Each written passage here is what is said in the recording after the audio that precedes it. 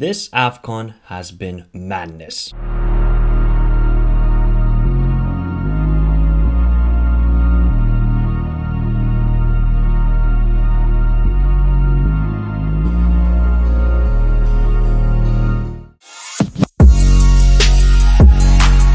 So, we have reached the round of 16 for the African Cup of Nations. What a tournament it has been so far. Dodgy refereeing.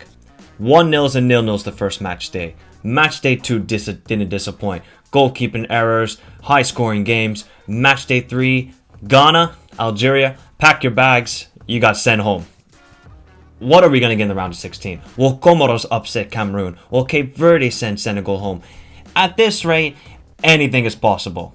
And I think you guys would agree with that as well. This is what makes Afcon one of the best tournaments in the world. So, no further ado, but to get into the predictions, remember to give your predictions in the comment section down below. Like and subscribe if you are new around here for Afcon content throughout the whole tournament on the Michael Talks Football channel. Like I said, let's get to maybe the correct predictions. First matchup, we have Burkina Faso taking on Gabon. Should be a very good game in my opinion. These two sides are very equal. When you look at Burkina Faso, good game against Cameroon in the first match, defeating Cape Verde. A little bit disappointing in last game against Ethiopia, drawing 1-1. But they have some dangerous players. When you think obviously Bertrand Traore, Sangare, these players can hurt Gabon. Gabon, this has been one of my surprises of the tournament. I thought this team were going to be knocked out in the group stage. No Lamina, no Aubameyang, and I thought, alright, they're done. I just didn't see any hope for Gabon, but they have surprised me. Playing some good football, a little bit defensive, but anytime they go on the counterattack, they are a dangerous side. So Gabon are no joke either. This is a tough game to call. This is a very tough game to call, but I'm going to lean towards somewhat of experience in these Afcon knockout stages, and that's why I'm going with Burkina Faso to get a 2-1 victory in this matchup and advance to the quarterfinals. In the second match, we have Nigeria taking on Tunisia, two footballing powerhouses in African football. What can I say about Tunisia? A side that's been ravaged by COVID. I feel very bad for them. First game, they were kind of screwed over by the referee, but they were deserving losers against Mali, bounced back against Mauritania, and now the side is hit by COVID. I don't think they're going to recover in time to face Nigeria in this game. You look at Wabi Kaziri, for example. So I feel bad for Tunisia. I think they're going to lose this game, to be honest. But let me praise Nigeria first off. I'm so impressed by the Super Eagles. Eguafon deserves so much credit. Players like Moses Simon, Kelechi Iheanacho, Chukwueze, Iwoniyi, Ndidi, Joe Aribo. I can go throughout the whole squad and just say super impressed. So, especially Moses Simon. This guy, I do follow African World Cup qualifiers, and I said, this guy, he's just not good enough anymore for Nigeria. Well, he's proven me wrong. He has shut me up with his dribbling. He sent 3 Guinea-Bissau players back to Guinea-Bissau early with those moves he did, and then obviously hit the crossbar and scored. I'm super impressed by the Super Eagles. I think they're going to pick up a victory here. I'm sorry, Tunisia. I just think those COVID issues and the injuries are going to play a factor in this game. I'm going to go with a comfortable 2-0 victory for the Super Eagles. Third matchup we have Guinea taking on Gambia. Guinea. You know what? They should have won their group. Had they not lost to Zimbabwe, they might have had an easier opponent. But since they lost to Zimbabwe in the final game and Senegal drawing, Guinea had the perfect chance to finish first. They didn't. They finished second, and now they're going to take on a tough Gambian side. One thing to watch out for in this game, there is no Naby Keita for Guinea. He has been one of the best players so far in this tournament. He has been excellent, Naby Keita, but unfortunately he is suspended. And Gambia, what a story. What a story Gambia is. The Scorpions are stinging the Afcon at the moment. You look at their players, Moussa Barro, Omar Colley, Jallo. Anytime Jallo scores, it's a banger. You look at Cisse. This Gambian side is an amazing story. I think they're going to cause the upset here. If you even call it an upset, I think Gambia are going to win 1-0.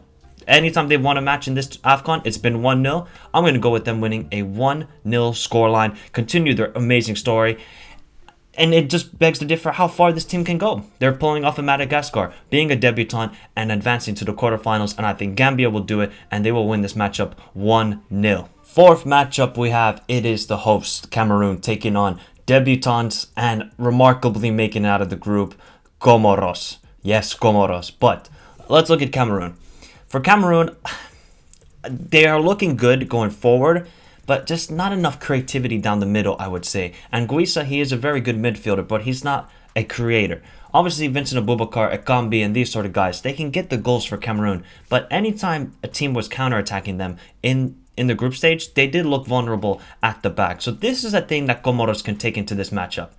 I'll be honest with you, I gave no shot to Comoros in the group stage. And I think many people didn't, except for Adnan. If you're watching this, Adnan called it. Adnan said that Comoros would make it out of the group.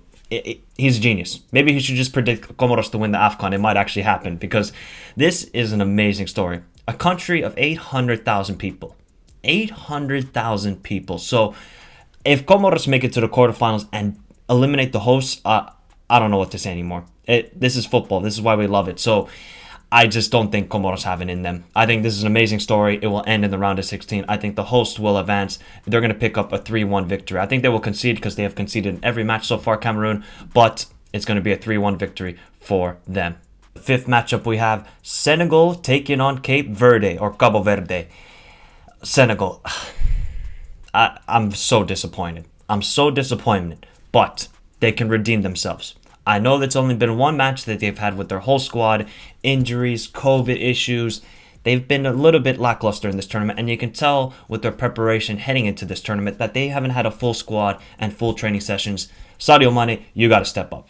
You have to step up. They need to get some creativity down the middle, I think. Defensively, they are solid. I'm not worried about them conceding goals, but where are their goals going to come from? That is my main issue for Senegal. Cape Verde, same issue. You know, they're a side, they don't concede a lot of goals, but they can score some goals. They don't score a lot of goals, but they at least score one goal in each and every match. You got to look at Julio Tavares, you look at Gary Rodriguez. These players are very vital for Cape Verde. With their 5 in the back formation, I think Cape Verde can very much frustrate the Senegal side. If there's an upset in this round, I think it's this game. Because Senegal have not looked good, and Cape Verde are one of those bogey teams where if you get them on a wrong day, they will hurt you, and they will punish you and score and win this game. I think, though, Senegal will win it. I think they will win 1-0. It's not going to be pretty. I think they're going to have to slug it out. Sixth matchup in the round of 16. It is Morocco taking on Malawi. Morocco, okay? I haven't been 100% convinced by them so far. They are looking very good going forward. I mean, you got Sofiane Boufal, Hakimi just driving forward. Defensively, they do make these lackluster defensive errors. So that's something they need to cover up in this tournament if they want to make it far. Because I think this Moroccan side, they have the talent to make it to a semi-final final. But remember what happened in 2019 for Morocco. They lost to Benin in the round of 16. It cannot happen this time. It cannot. If Morocco want to be taken serious and qualify for the World Cup as well, because the draw will happen tomorrow for the World Cup, they have to beat Malawi, okay? For Malawi, amazing story. First time ever making it out of the Afcon group stage, so huge congratulations for them. This is going to be their biggest game ever as well in their history. Mahongo, who has scored 2 goals in this tournament, he's a very dangerous player. Malawi, they're just decided, hey, you know what? We're going to sit back and we're going to just counterattack you with pace. That's the thing for Malawi. They can hurt you on the break. This is going to be a tough game, though, I think, for Morocco. I think they're going to be frustrated, and Malawi will hurt them, I think, on the counterattack. It's going to be a close game. 2-1 Morocco is my final score for Morocco versus Malawi. The 7th matchup and the tie of the round. It is Ivory Coast taking on Egypt. Let's start first off with Ivory Coast. Very, very impressive with them in the final game against Algeria, where they were just clinical. Nicolas Pepe has stepped up his game. Maybe Arsenal could use Nicolas Pepe at this moment, because Pepe, anytime he gets on the ball, it's just he's creating something, definitely creating something. You have Frank Kessie in the midfield, Sangare, obviously Haller, then maybe Zaha will come back into the side. Defensively, they do make some errors, so that's something that they need to clear up in this match. They were a little bit lackluster in the first 2 games against Equatorial Guinea and Sierra Leone, but the 3rd game, clinical. Just absolute clinical show from Ivory Coast. Egypt, still not impressed by them. If Egypt want to win this Afcon, it's going to have to be a similar thing to 2017 when they made it to the final and win games 1-0. This is the way they're going to have to do it. I just don't see them outscoring teams. They've only scored 1 goal per match, except for Nigeria, which they lost, obviously, 1-0. So I think this is the recipe for Egypt. Salah, you got to step up. You got to step up. I know you have 1 goal in this Afcon, but you need to step up more. Omar Marmoush, Mustafa Mohamed, Trezeguet, if he plays, El Neni, these players need to step up for Egypt. Otherwise, I see them being knocked out in the round of 16. This game has all the recipes for being a 1-0. It's all signaling towards a 1-0. That's how I see it. And I think it's going to go towards the side of Ivory Coast. I think Ivory Coast just have a bit too much for Egypt. They're going to pick up a 1-0 victory and advance to the quarterfinals. So 1-0 to Ivory Coast. The eighth and final matchup of the round of 16. It is Mali taking on Equatorial Guinea. Now, I want to warn Mali. If you take this Equatorial Guinea side lightly, you will lose. Equatorial Guinea have shown in this tournament and in World Cup qualifiers, if you take this side lightly, you will lose. Ask Tunisia, ask Algeria, ask Sierra Leone.